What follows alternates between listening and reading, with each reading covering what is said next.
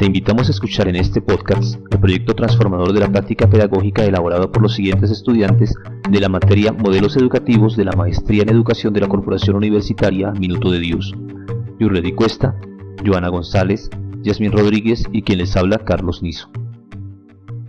En este podcast te daremos a conocer algunas de las problemáticas que se presentan en el Colegio República Dominicana, IED Jornada Mañana CDA, y sugerencias para darle solución, orientadas por las teorías del aprendizaje. Para comenzar voy a hacer una pequeña presentación donde describiré la realidad del colegio donde trabajo, que se encuentra ubicado en la localidad de Suba, en Bogotá, en un barrio de estrato 2. Es una institución pública bastante grande. En la jornada hay 22 cursos de bachillerato, cada uno con 40 estudiantes. La planta física cuenta con buenos recursos. Esto es fruto del esfuerzo de las últimas administraciones que en Bogotá buscaron la construcción de colegios con buenos estándares de infraestructura y dotación. Enfocándonos en los aspectos pedagógicos del colegio, como en todo colegio de este tamaño, y más tratándose del sector público, a pesar de que hay un PEI orientado hacia el constructivismo y el aprendizaje significativo, cada docente tiene a la hora de sus clases bastante libertad en cuanto a la puesta didáctica y la puesta en escena de su quehacer en el aula. Persisten entonces muchas prácticas que entran en contradicción con lo consignado en ese PEI. Las más reiterativas son las siguientes. Hay mucho énfasis en los refuerzos negativos. No se observa el uso de refuerzos positivos para lograr cambios en los estudiantes. Las clases son a veces muy impersonales. Los factores emocionales no hacen parte de manera explícita de la práctica del aula y no es habitual que se demuestre afecto hacia los estudiantes. Las relaciones maestro-estudiantes son muy verticales. Los estudiantes se quejan mucho de que no se les escucha y que cuando se hace no se tienen en cuenta sus opiniones. Las clases y la enseñanza se centran aún mucho en el maestro. No se hace evidente la actualización en la práctica de aula y se sigue empleando mucho la clase magistral. Los estudiantes son muy poco autónomos, requieren de mucha supervisión, mucho control de parte del docente para lograr los objetivos mínimos. Esto se hace evidente porque el cumplimiento de los deberes académicos y en general el compromiso académico es bajo. Quiero resaltar aquí que obviamente estoy describiendo los problemas, algunos de los problemas que se observan y que hay muchos aspectos positivos que se irán mencionando a medida que desarrollemos este podcast. Yasmín, a partir de la experiencia en tu institución, ¿qué crees que se podría adaptar para mejorar los aspectos negativos que acabo de enumerar? En la institución educativa agropecuaria Los Ángeles, que se encuentra ubicada en Río de Oro, Cesar, trabajamos con el modelo constructivista. Nos apoyamos en guías o talleres. De esta forma se facilita al docente ser un orientador del proceso, que propicia la participación del estudiante en la construcción de su propio aprendizaje. De manera cooperativa con sus compañeros, se enfoca en la realidad del contexto y los aportes que tanto la sede principal como las sedes asociadas pueden hacer a este entorno. Nos ha sido muy productivo incluir dentro de las actividades académicas proyectos transversales, tales como la realización de campañas y actividades sociales o culturales que permitan identificar y dar solución a situaciones problemáticas de la comunidad. Uno de ellos ha sido en la parte agropecuaria, la realización de prácticas en granjas y fincas vecinas. Y aunque el modelo aporta significativamente a las prácticas docentes en nuestra institución, los efectos de la pandemia generaron atraso en los avances de los niveles académicos de los estudiantes y sus procesos de aprendizaje, lo que ha obligado a algunos ajustes en los planes de estudio y planeaciones de clases. Ha sido necesario que el docente desde su rol orientador tenga suficiente conocimiento de los diferentes modelos pedagógicos para orientar los procesos de enseñanza y aprendizaje desde otros puntos de vista, para que el educando se motive a fortalecer y construir nuevos aprendizajes más duraderos, que sean aplicados a su vida cotidiana, fomentando constantemente la autoevaluación, motivación e interés del estudiante. Creo que es importante considerar que a medida que pasan los años, la educación y el aprendizaje deben ir adaptándose y actualizándose, de acuerdo con las necesidades del entorno social y generando cambios significativos en los modelos de enseñanza. No se puede dejar de lado las diferentes perspectivas educativas, psicológicas, filosóficas, sociales, culturales, entre otras, permitiendo optar por nuevas direcciones, rutas, investigaciones que den solución a las diferentes dificultades y o problemáticas que se nos han presentado en el proceso de aprendizaje. No basta con la acumulación de información o conocimientos, es aprender a usarlos, a mantenerse actualizado y a vincular los nuevos conocimientos y experiencias con lo que ya se sabe. Es un pilar básico para la calidad de vida y conlleva a la mejora económica, social, cultural del ser humano y por ende de su comunidad. Muchas gracias, compañera. Es muy valiosa la experiencia que compartes. Hay muchos aspectos positivos que se pueden replicar en donde yo trabajo. En el colegio ya se están haciendo algunas cosas en la misma dirección.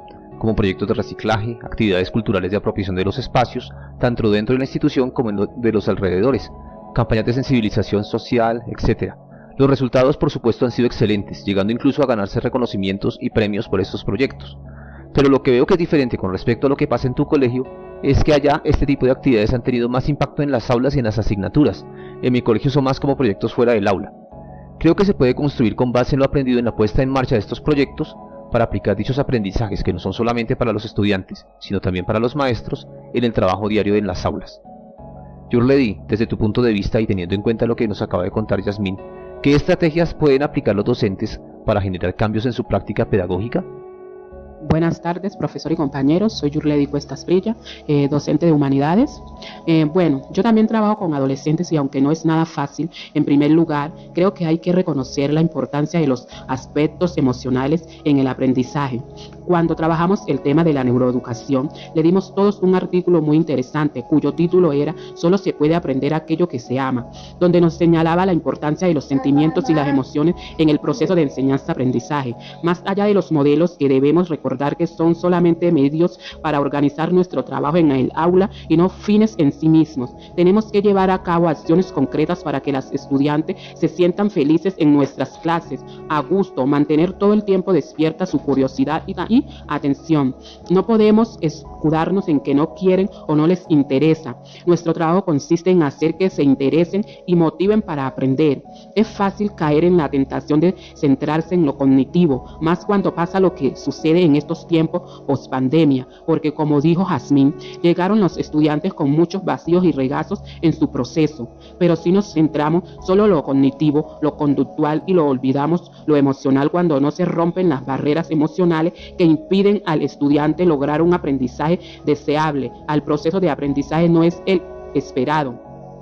Recalco que este aspecto va más allá de los modelos porque en todos hay elementos útiles que podemos utilizar de manera creativa, pero sí se debe abandonar el conductismo que en una gran medida sigue siendo el modelo más fuerte. Lo que hacemos muchos docentes es incorporar el elemento constructivista como guías, trabajo colaborativo, organizadores mentales, etc., pero sin abandonar el proceso de estímulo-respuesta para regular las conductas y el trabajo en el aula. Es una tarea pendiente, no solo en institución, yo creo que en casi todas. Gracias. Gracias, Yurledi. Qué bueno que menciones la importancia de lo emocional, más en el contexto post-pandemia que enfrentamos hoy. Sí, es cierto, caemos en priorizar lo cognitivo y lo conductual y omitimos lo emocional, o no le damos la importancia que amerita.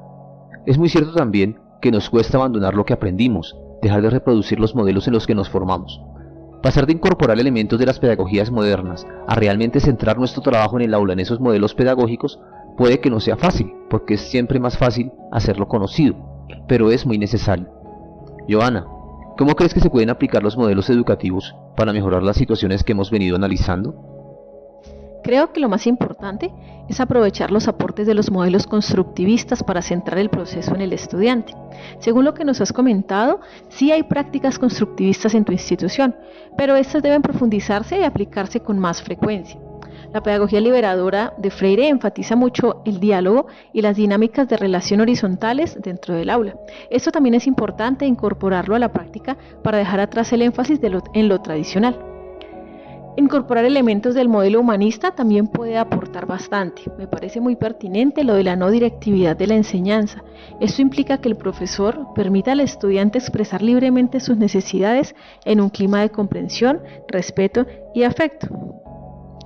Sin embargo, todas estas propuestas fallan si no hay una convicción de los docentes para implementarlas, o si falta el compromiso para sostenerlas en el tiempo.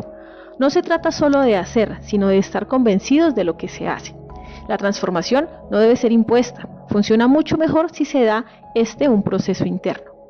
Para cerrar, incorporar elementos de autorregulación a la práctica ayudará a mejorar la motivación y a que los estudiantes superen también la necesidad de un maestro conductista. Ganarán mayor autonomía en su proceso de aprendizaje. Gracias, Joana, por tu valiosa opinión. Me parece muy importante que menciones aportes de varios modelos, no de uno solo. Esto va en sintonía con lo que hemos venido comentando en este espacio.